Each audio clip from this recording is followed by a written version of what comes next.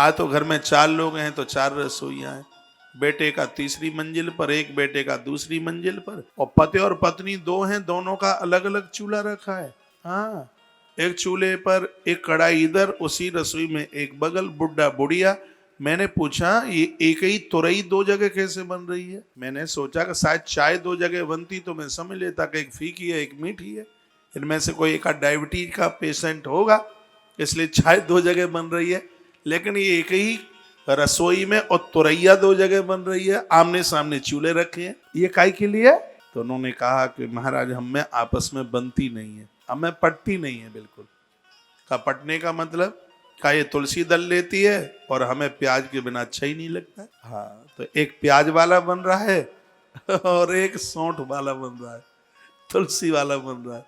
ऐसी तो स्थिति है। 4 रसोई घर में, 4 लोग 4 रसोई। लेकिन पहले का जो आनंद था, ओ हो, क्या कभी प्राचीन आनंद लौट करके आएगा?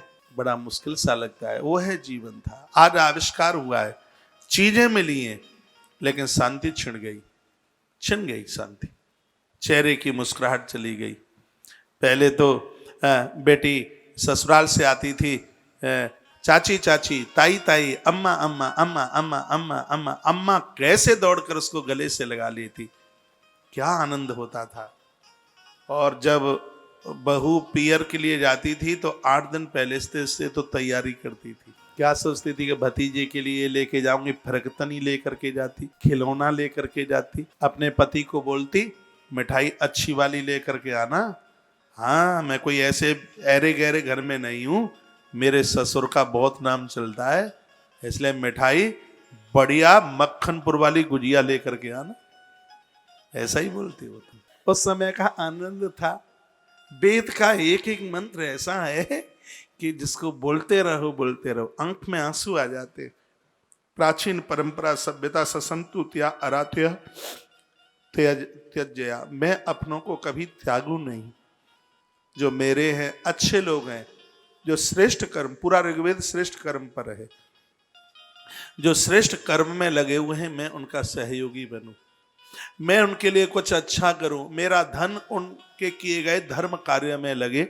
हे अग्निदेव, मैं आपसे ये सत्कर्म करके ये मैं आपसे प्रार्थना करता हूं, भगवान मुझे निहाल कर दो, अच्छा कर्म करने वाले लोगों का मैं सहयोगी बनूं, उनसे मैं कभी मुंह न मोड़ूं, और जो अच्छे कर्म के जो दुश्मन बन रहे हैं, शत्रु बन रहे हैं, मेरी मांग आपसे ये है कि इनको समाप्त करने के लिए कभी धरती पर आकर के सगुण बन जाइए, अपना दिव्य रूप दिखा दीजिए और बता दीजिए कि संपूर्ण सत्ता तुम्हारी है, तुम्हारे सामने किसी उस द्वंद्वातीत वाले की, अधर्मी और अन्याय की एक नहीं चलेगी। साधु ने भगवान को धरती पर अवतरित होने के लिए कहा श्रेष्ठ कर्मों की आप रक्षा कीजिए प्रभु। मैंने तो जीवन में संकल्प लिया है इन ऋचाओं को पढ़ करके, हमें तो अच्छे लोगों का संग कभी छोड़ना नहीं, जो इस धर्म कार्य में, श्रेष्ठ कार्यों में जुड़ करके अपना जीवन जी रहे हैं, जो इस सृष्टि के लिए बहुत कुछ अच्छा कर रहे हैं, बहुत बढ़िया कर रहे हैं। आपका समर्पण उनके लिए होना चाहिए। घटिया लोगों का साथ मत दो कभी।